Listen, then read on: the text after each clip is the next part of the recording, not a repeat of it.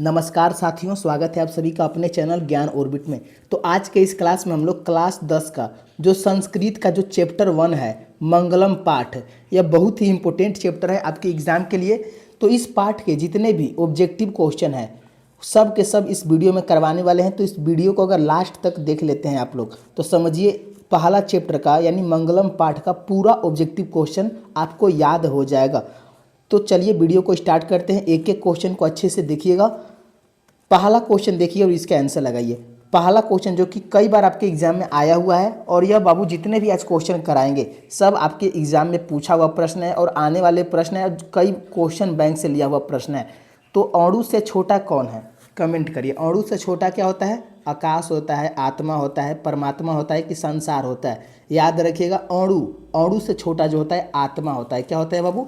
आत्मा होता है। यानी ऑप्शन बी जो बच्चे लगा रहे हैं ऑप्शन बी बिल्कुल सही हो जाएगा। ऑप्शन बी को याद कर लेंगे। और हो सके बाबू तो आप लोग कमेंट बॉक्स में आंसर जरूर दीजिएगा, क्योंकि अगर आप आंसर देंगे अभी से प्रयास करेंगे तो आपका जो याद करने का लेवल है ना वो मजबूत होता चलेगा। तो दूसरा का आंसर लगाइए कि मंगलम पाठ में कितने मंत्र संकलित है। तो याद रखिएगा, अगर मंत्र पूछेगा कि मंगलम पाठ में कितने मंत्र हैं तो 5 मंत्र हैं। कितने मंत्र हैं बाबू?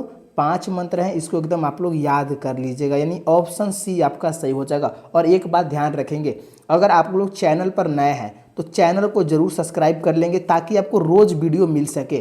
क्योंकि बाबू अगर आप लोग 10th में 2027 में अगर टॉपर बनना चाहते हैं तो अभी से आप लोगों को मेहनत करना स्टार्ट करना होगा, तभी आप लोग 2027 का टॉपर बन सकते हैं। तो इस चैनल को जरूर सब्सक्राइब करिए, आपको ऑब्जेक्टिव सब्जेक्टिव एकदम याद हो जाएगा, कोई भी दिक्कत नहीं होगा एग्जाम में। और वीडियो को लाइक जरूर कर लीजिएगा बाबू, क्योंकि बहुत सारे बच्चे अभी तक लाइक नहीं किए हैं, तो आप लोग लाइक जरूर कर लीजिएगा।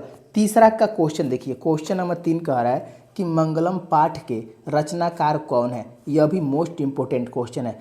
तो अगर रचनाकार पूछेगा मंगलम पाठ के तो महात्मा विदुर नहीं है, महर्षि वाल्मीकि भी नहीं है। कौन हो जाएंगे? तो महर्षि वेद व्यास हो जाएंगे। यानी ऑप्शन सी आपका सही हो जाएगा।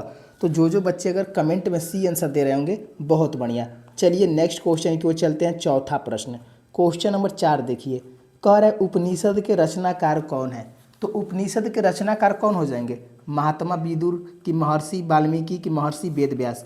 इसका भी जो आंसर हो जाएगा वो महर्षि वेद व्यास हो जाएगा। यानी ऑप्शन सी आपका बिल्कुल सही हो जाएगा। अगले क्वेश्चन की ओर चलते हैं। 5वां प्रश्न, और ध्यान रखिए वो आप लोग क्लास को लास्ट तक देखिएगा, क्योंकि ये पहला चैप्टर जो है ना आपके एग्जाम में इससे लगभग 5 से 6 क्वेश्चन ऑब्जेक्टिव में आते हैं। तो इसका पूरा हम ऑब्जेक्टिव करवाने वाले हैं और नेक्स्ट क्लास में सब्जेक्टिव भी करवाएंगे। तो इसीलिए आप लोग चैनल को जरूर सब्सक्राइब कर लीजिएगा। 5वां क्वेश्चन का आंसर लगाइए। तो ब्रह्मा को प्राप्त करने के विषय में बताया गया है। यानी किस उपनिषद में ब्रह्मा को प्राप्त करने के बारे में बताया गया है? तो मुंडको उपनिषद में बताया गया है। ये सब आपको याद कर लेना है मुंडको उपनिषद में। अगले क्वेश्चन की ओर चलते हैं। 6वां क्वेश्चन, क्वेश्चन नंबर 6 कह रहा है कि जंतु के हृदय रूपी गुफा में क्या स्थित है। याद रखिएगा, जंतु के हृदय रूपी गुफा में ना बाबू तत्व, यहाँ पर तत्व दिया हुआ है, यानी ऑप्शन ए आपका सही हो जाएगा। और तत्व कहने का मतलब आत्मा भी होता है। तो कहीं कहीं आत्मा लिखा रहता है, कहीं कहीं तत्व लिखा रहता है, तो आपको दोनों ध्यान देना है। अगर आत्मा लिखा रहेगा तो आत्मा लगाइएगा, तत्व लिखा रहेगा तो तत्व लगा दीजिएगा। यानी ऑप्शन ए सही हो जाएगा। अगले क्वेश्चन की ओर चलते हैं। 7वां क्वेश्चन, क्वेश्चन नंबर 7 कह रहा है कि बहती नदियाँ कहाँ मिलती है। कमेंट करिए तो देखते हैं कौन बच्चे कमेंट करते हैं। और अपना अपना नाम जरूर लिखिएगा बाबू, और किस किस जिले से आप लोग जरूर लिखिएगा। तो बहती नदी कहाँ मिलती है? सरोवर में, नदी में, समुद्र में कि तालाब में? याद रखिए, जो बहती हुई नदियाँ होती है ना वो नाम और रूप को छोड़कर समुद्र में मिल जाती है। ऑप्शन सी आपका सही हो जाएगा। ऑप्शन सी को याद कर लेंगे। अगले क्वेश्चन की ओर चलते हैं। 8वां क्वेश्चन कह रहा है किसकी जय होती है। यानी जीत किसकी होती है, सत्य की कि असत्य की?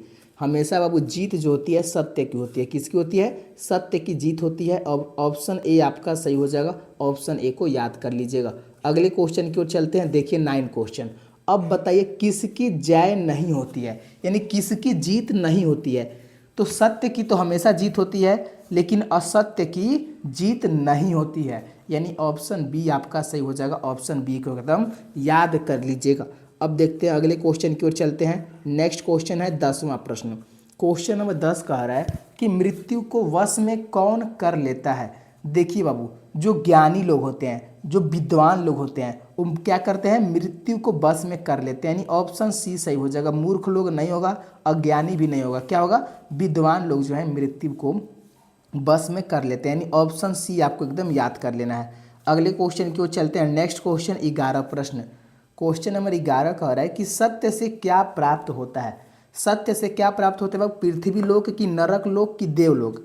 याद रखिए, सत्य से हमेशा देवलोक का रास्ता प्राप्त होता है, यानी देवलोक प्राप्त होता है। ऑप्शन सी आपका सही हो जाएगा, ऑप्शन सी को याद कर लीजिएगा। नेक्स्ट क्वेश्चन देखते हैं 12वां प्रश्न, कह रहे कि देवलोक का मार्ग किससे प्राप्त होता है।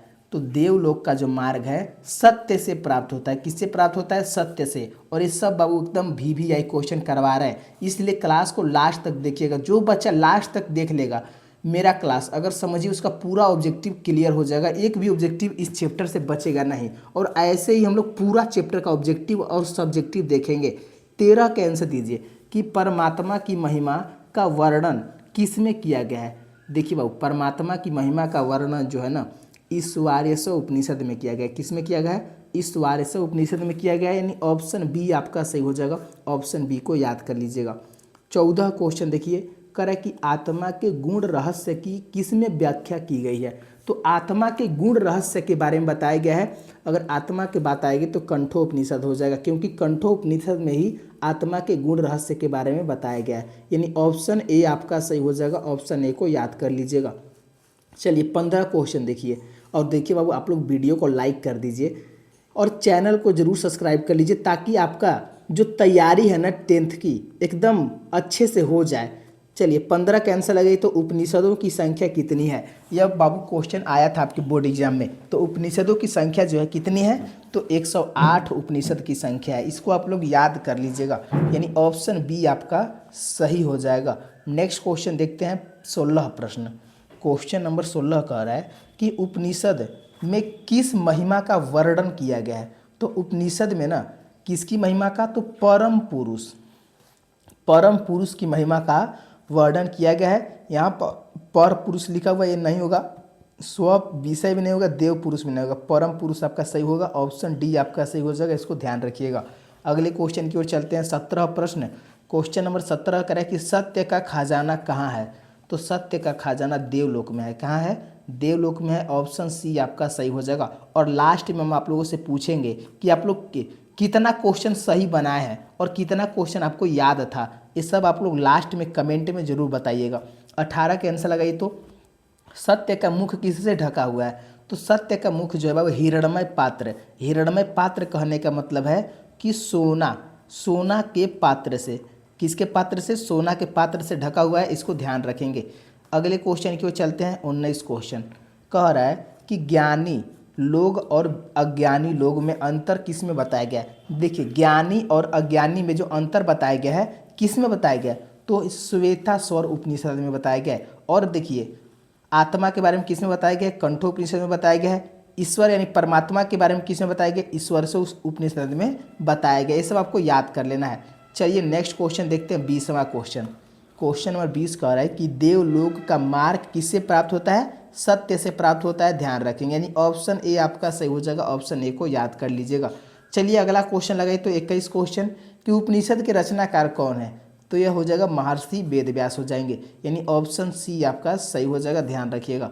अगले क्वेश्चन की ओर चलते हैं। 22 क्वेश्चन करें कि मंगलम पाठ के रचनाकार कौन हो जाएंगे। तो इसके भी महर्षि वेदव्यास हो जाएंगे। ऑप्शन सी सही हो जाएगा। तो बताइए बाबू आप लोग कितना क्वेश्चन सही बनाए, यानी 22 क्वेश्चन में आप लोगों का कितना सही हुआ है, एक बार कमेंट करिए। तो और देख जो बच्चे न्यू स्टूडेंट हैं जो 2027 में एग्जाम देने वाले हैं बाबू, वो जरूर चैनल को सब्सक्राइब कर लेंगे। यहाँ पर नीचे जहाँ लाइक का बटन है वहीं सब्सक्राइब का बटन होता है, आप लोग जरूर कर लेंगे। इससे आपको बाबू फ़ायदा होगा। बिल्कुल फ्री में आपकी 10th की तैयारी पूरी करवाई जाएगी इसी यूट्यूब चैनल पर। तो ज़रूर जुड़िएगा और अपने अपने दोस्तों को जरूर शेयर करिएगा और वीडियो को लाइक जरूर कर लीजिएगा। तो मिलते हैं नेक्स्ट क्लास में। धन्यवाद दोस्तों।